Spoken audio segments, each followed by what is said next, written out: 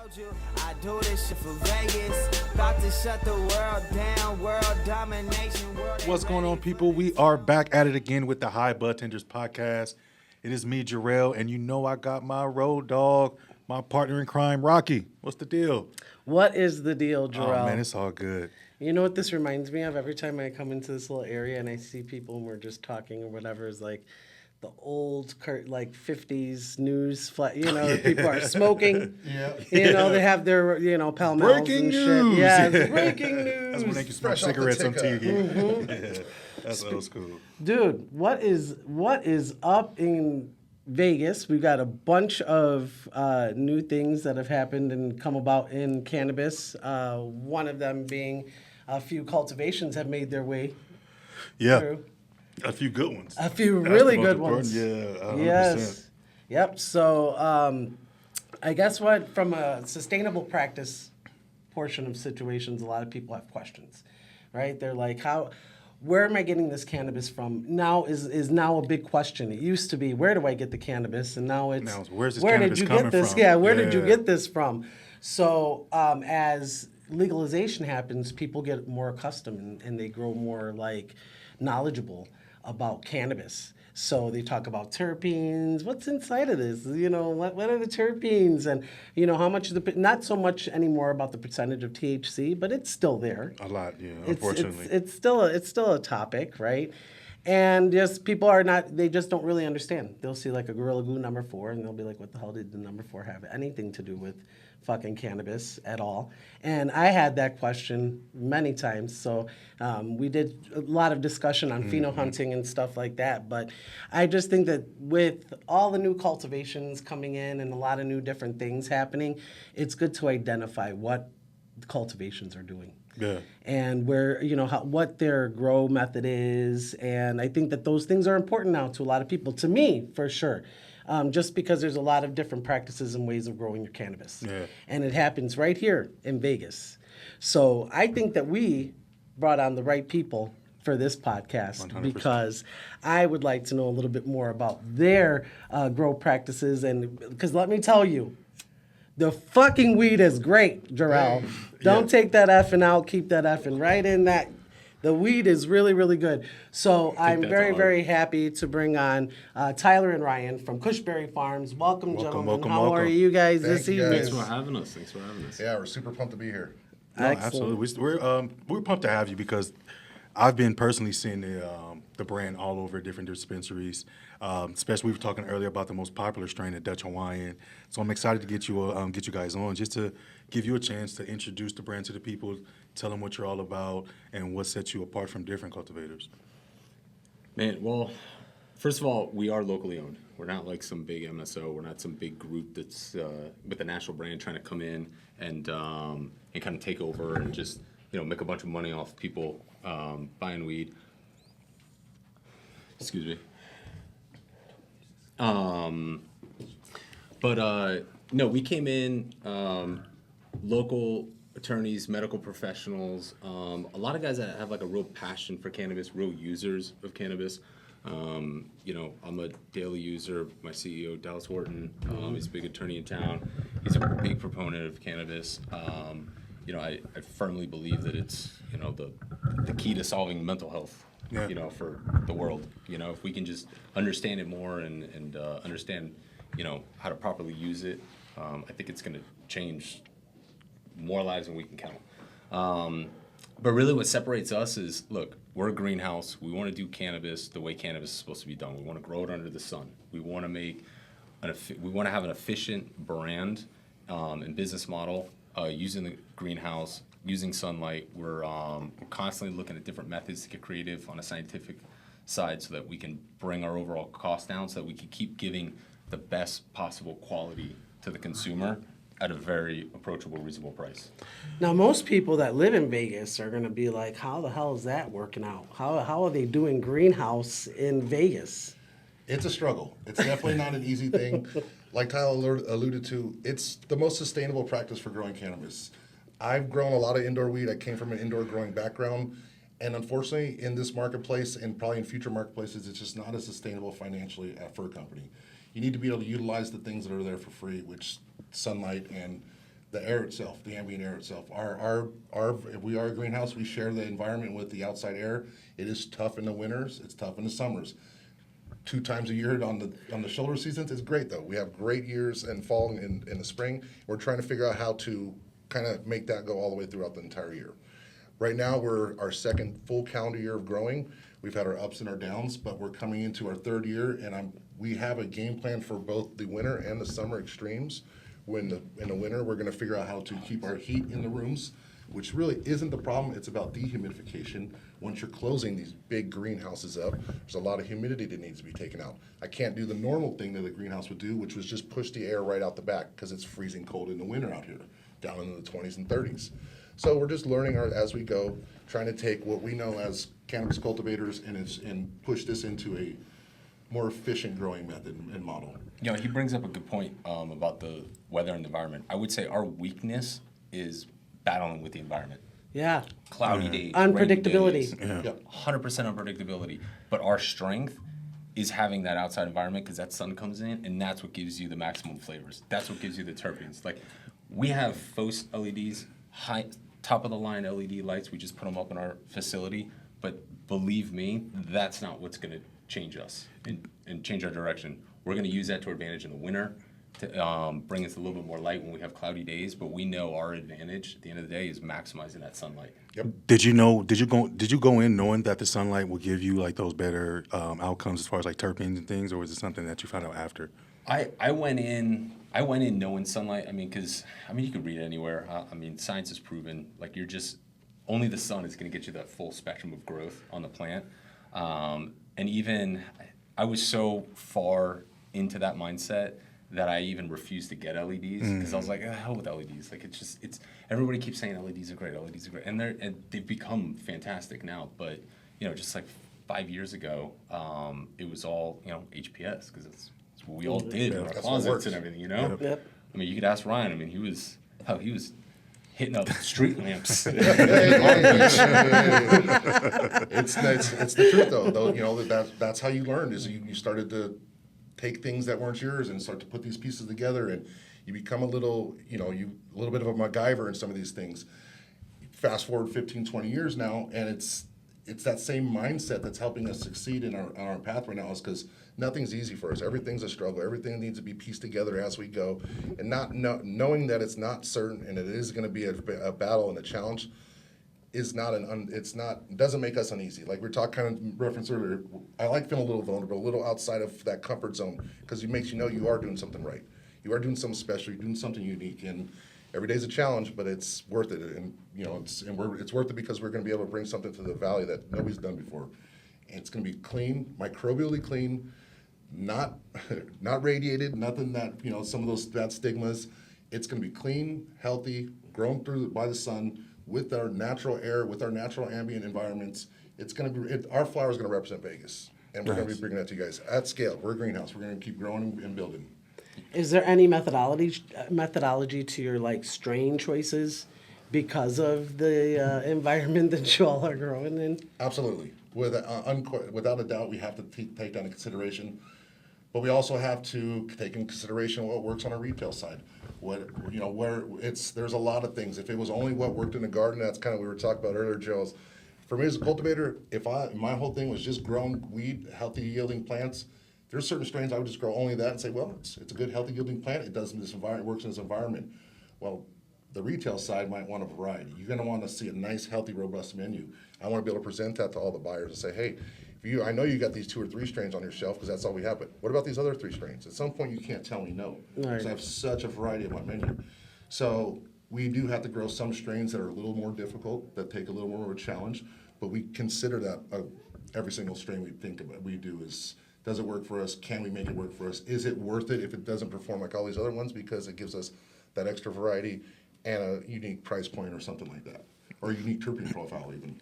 Yeah, our Blackberry Kush was sort of rest in peace. That Blackberry Kush, she was hands down the most beautiful plant we've ever grown. Over and over again. Just like a bonsai tree. The way she grows, huge colas, just dark, deep purple stalks and stems. Almost it somewhere just looked unhealthy. The stalks were so purple. It's like that looks like a deficiency. It's like, no, it's just that's how that Yeah. and I got like photos where I'm like, it's so vibrant too, colorful at times. But we would harvest it, we get nice big nugs, and it would just smell like a berry pie, you know? But then you get your COAs, and if you're not hitting 20% and above, the dispensaries just won't pay you enough money on the product, and you can't get the margin. But that's crazy because I've smoked under 20% weed before and had it smack me. Yeah. And I smoked 30% weed and felt absolutely nothing. I go to the dispensaries and I find our stuff, and I'm always buying the lower testing stuff myself. Because you know. Yeah. You know Right. it. Breaking news: high THC is not the end all be all when it comes to cannabis. Hot off the presses. We've been preaching that for years.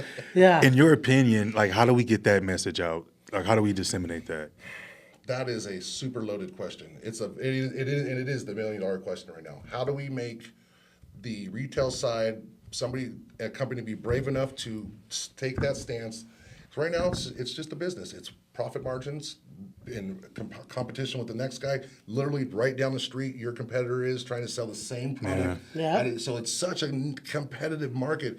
Nobody's really going to be able to step forward and say, hey, I'm going to be brave enough to say, I'm going to not only buy weed on terpene profile, but also like sell it and market it and have it be on the rolling list of what's all about that flower. Not only is it the THC level, but it also has the 3 terpenes, the best terpenes in there. That would be one of the few steps. It's just so hard. And I'm saying it in like a very bubble-ish kind of way. Yeah, Like that's not I a get reality. it. That's not, We've been trying to educate though. We're doing a lot of tours. People listening, reach out to us on IG. You want to do a tour? Check us out. Anybody and everybody, come on by. You'll we literally love have it. me or Tyler will walk you through our facility anytime. But part of the reason we do that is we want to connect with the local consumer. I look at this industry, and it resembles a lot of like what I understand from like the wine industry, where people go out to Napa and Sonoma and stuff, and they want to go visit the vineyards and walk through the plants and everything. Like, why aren't we doing that with cannabis? Yeah. People don't even understand like the beauty of these plants. I never understood it until we started growing the plants, and I start seeing the different varietals, and you just start. It's like looking at different colored roses and carnations and tulips and stuff, and it's just everything has its own unique look and characteristic to it. And then as you start growing it, you also realize that the different effort that the team has to take to grow that specific plant. Like that one just drinks so much more. This one really temperamental to too much heat. And you learn these characteristics, and at the end of the day, they're like, I've got 800 screaming teenage girls at me in each bay, all wanting kind of different things. Right. But I think the guys have done a really good job of trying to like hone in on strains and trying to find like-minded strains, and we're discovering that. And anyway, we bring people in. We like to show them that so that they can kind of connect with the agricultural side of cannabis.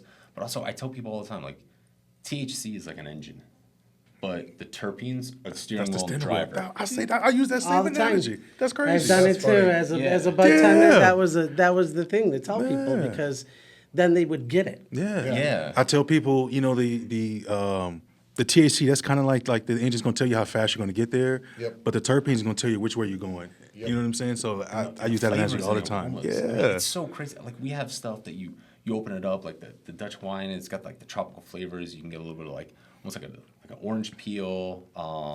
You almost like start thinking like the waves kind of blowing in like off the coast of Hawaii, and then you open up something like Cheesecake, and it's like, damn, like that just like throws you off. I'm not even sure. Like makes you wonder. Like, is that supposed to smell that way? Yeah. He says Like, that ooh, 'cause that's- it's that I grilled think cheese. real good. That's Yeah. that cheese. And people love that stuff. And that's what's cool about the industry too. And like we let people come in and like, here, smell this. Like this is what fresh smells like.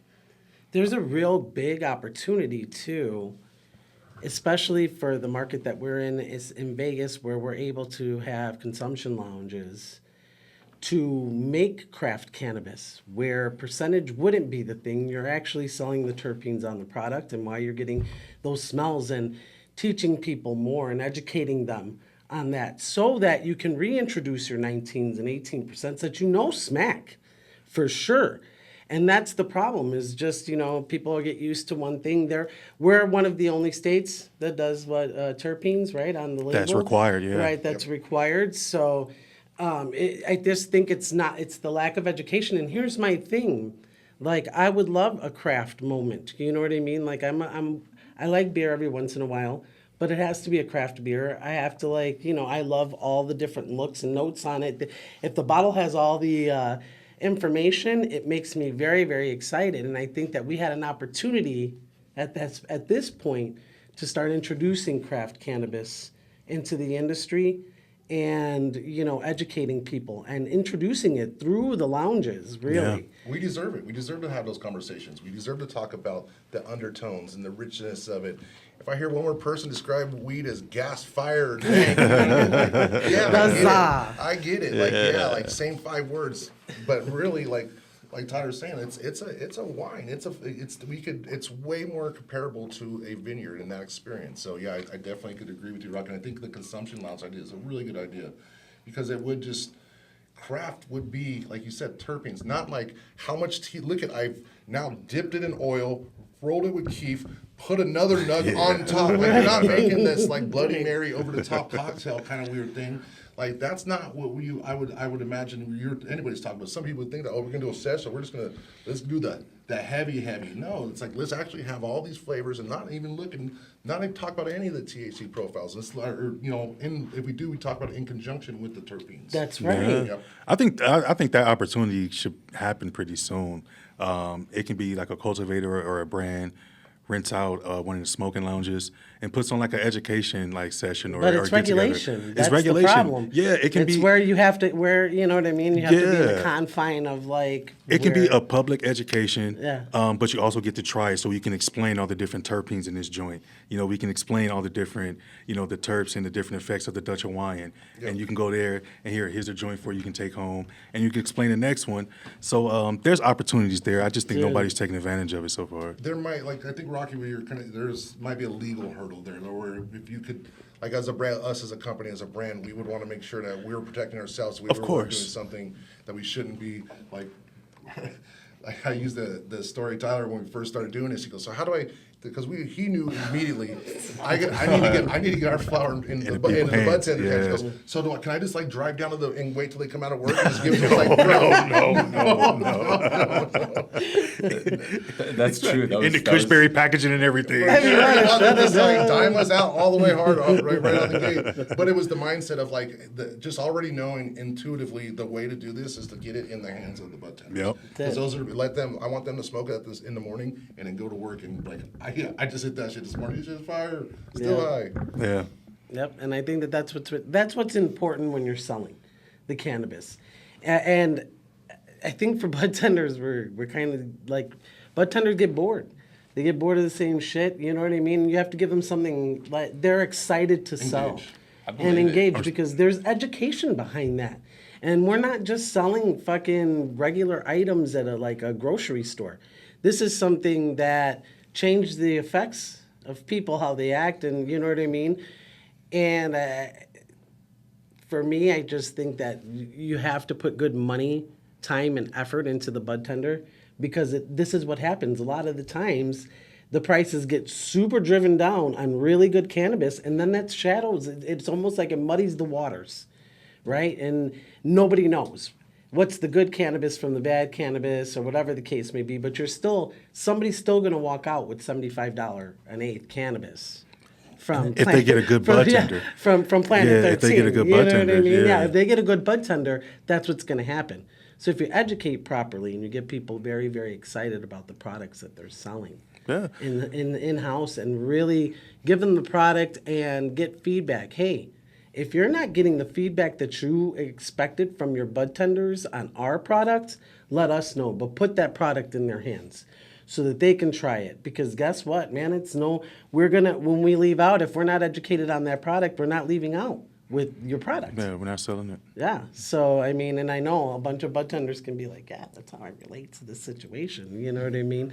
And I know that you guys have probably had plenty of run-ins, and I wanted to ask anyway. Have you had any issues with regulation and things of that nature when it comes to your cultivation?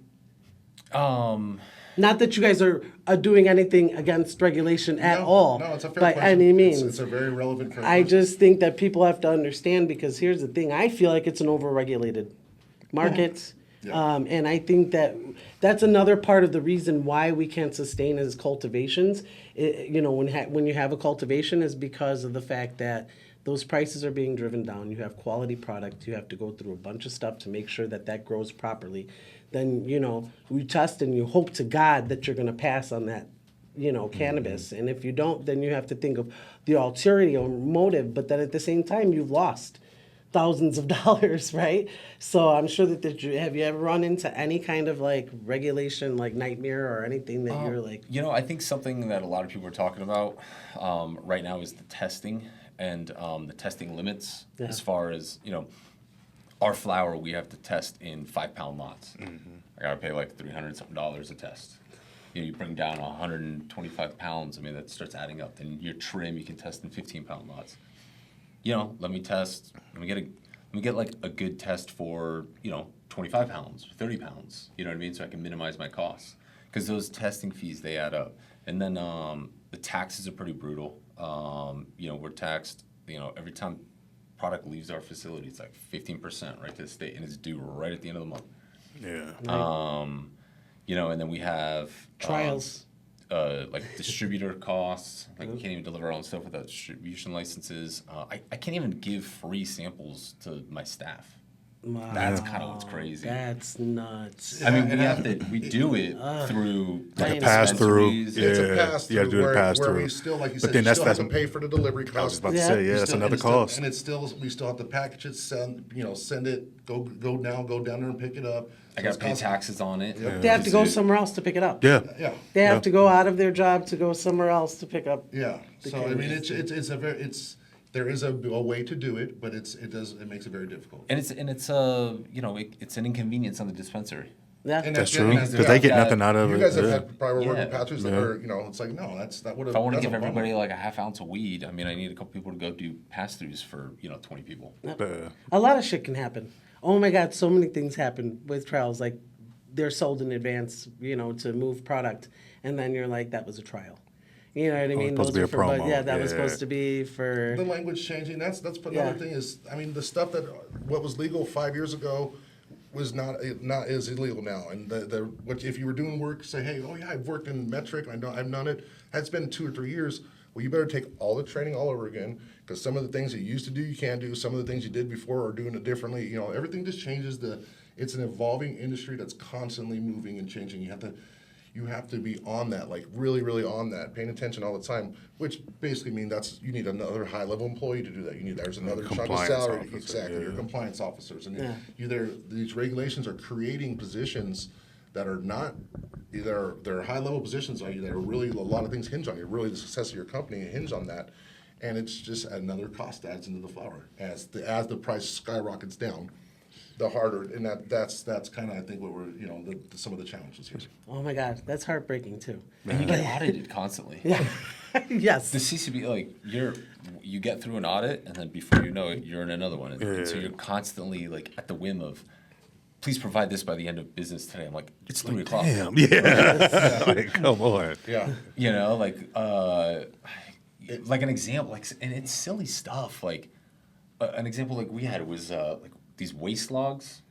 Keep like a Yeah. master waste log. And it's like, oh no, it all has to be production, cultivation. It's all there. Or like we've got like where we create batches of products and like we input it directly into metric and everything. Well, I have to keep like a paper files as well. Right.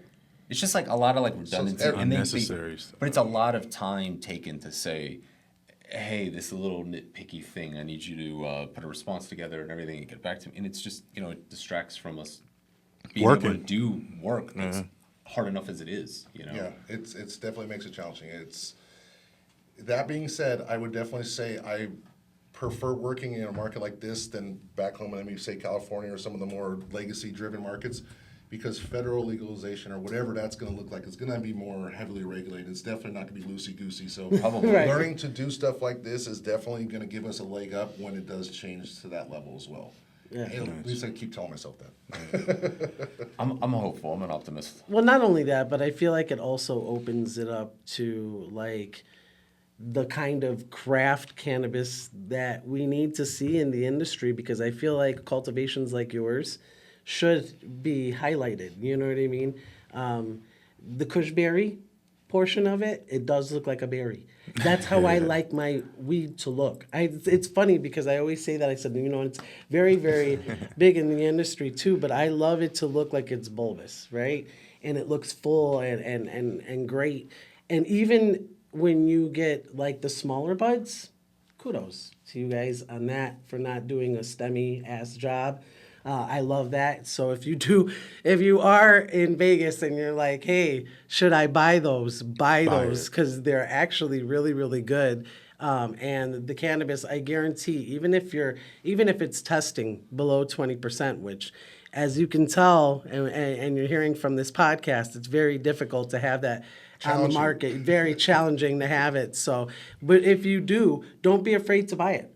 Check it out and see what it's all about, because I'm going to tell you that is a missed opportunity. One of my favorite strains of all time was GLP's Strawberry Cough. I talk about that shit all the time. Stop it. Never Slap tested my mouth. high. It was never a high tester. It never huh? was a high tester. And I remember when I first started out in the industry, I'd be like, man, this shit never But I bought it in the Baby J packaging, I was like, you know, if I'm going to do this, instead of paying at the time, I think it was like $70 for that eighth, I was like, let me do these pre-rolls. And it was just amazing flower. Enough for me to pay the additional dollars to buy the You know eighth. what's funny, Rocky? That's the thing that I hear a lot is that exact thing where you say it's usually those strawberry, the blackberries, the blueberries, because it does. The blueberry tastes like blueberry pancakes. The stuff that you would tell me, because it says 14% THC, that you can't pay me. Actually, you could probably put this on the highest shelf, and the people who really, really want that. There's so many people like I'll drive all over town if I could find the middle for it, some high terpenoline strain. I'll drive all over. I will waste my gas and drive around all over town to find that 1/8 that I like of this strain. But my THC levels is so I actually can't grow it as a successful business because I don't get the profit margin. And you're telling me you would pay top dollar, and I hear that so many times from really sophisticated people who connoisseurs. Yeah. And that's on the crazy purchasers. irony. That's on the purchasers and buyers. Yeah. But also, like, for the consumer, like, there's no sense spending like $40 on an eighth. I mean, you're just not getting anything more. You're paying for branding and a more expensive package and stuff. For sure. But going back to like even the THC results, we'll take the same strain, same table. I mean, I got to test 5-pound lots anyway, and I'll have different labs testing the same batch from that harvest, and it's just all over the place. It's bananas. Yeah. So what time is it? We got time for the labs. That's episode 2. So I wouldn't be fooled by what the package is telling you. Taste it, Smoke try that shit. it. I challenge you to open a bag of Kushberry Farms flour and tell me you didn't enjoy it. At the price point you got it for, what it was, for what it is, flavorful. it's just going to be a good, flavorful flour. We You'll pride get a ourselves in great that. smell, yeah. I believe me, you're talking to the 2 people in the building who are there every day, who are making the real decisions. Everybody works off of how we feel. This is the vibe that the entire staff has, I promise you. Our QA/QC team, they knows, Ryan, hey, should I keep packaging this? No, stop packaging that. Yeah. Tyler, does this make sense? No, we're going to take the rest of that and do something different with that. We are constantly looking at that. And we don't screw around with trim. Our pre-rolls, 100% ground flour. We hand trim them, put it through the grinder, 4 millimeter precise grind, so you get good airflow and everything. Crown Shout out the the Green tips. Bros. I mean, you're getting a really, really good product. That's it right there. But we just want to get it in the hands of people because we feel like that's how it should be done. And we're putting it out there, and we're giving people a great price on it. Hell yeah.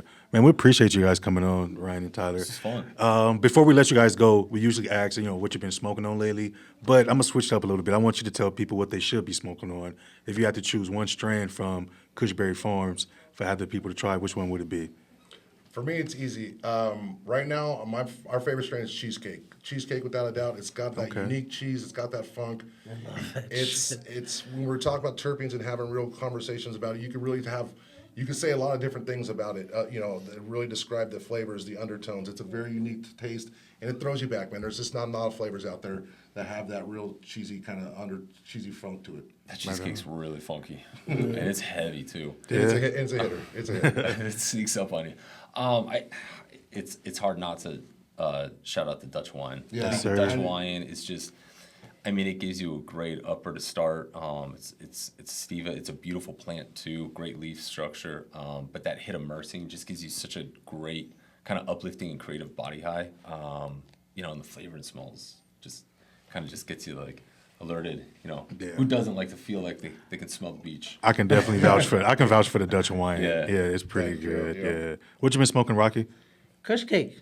Nice. Hey, that's probably. I'm gonna tell you guys, Yeah. go out there. Listen, if you like a really nice stony high, that's your guy for sure. And I'm gonna tell you, I'm one of those people that myrcene, I welcome it in the AM and in the PM. I will function just fine on myrcene. It just makes me feel great. You know what I mean? And so. I love it, and I think it's Body uplifting. body uplifting. Yep, it's got a little bit more limonene in there too. You know what I mean? So you still have that nice little mind high going, which is nice. You know what I mean? I love that. Kush Cake's a big winner. It's a great flower. Yeah, She moves well too. yeah, Nice. yeah. We So move that pretty well. I love it. Hey guys, if anybody wants to find out a little bit more about Kushberry Farms and they're coming into Vegas, what do they? How do they find out where y'all are at? Real active on Instagram, Kushberry Farms _NV. You could also check us out online, kushberryfarms.com.